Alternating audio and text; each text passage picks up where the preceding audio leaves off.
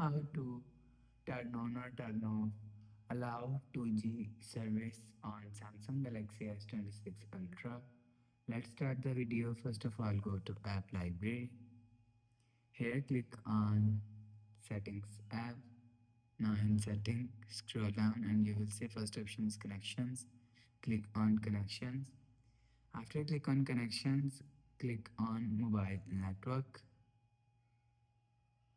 Click on Mobile Network. After click on Mobile Network, you will see Allow 2G services here. If you want to turn off Allow 2G service, so turn off this button. After turn off this button, you will see Allow 2G services, turn off. If you want to turn on Allow 2G service, so turn on this button. After turn on this button, you will see Allow 2G services, turn on. You will turn on or turn off Allow 2G service from here.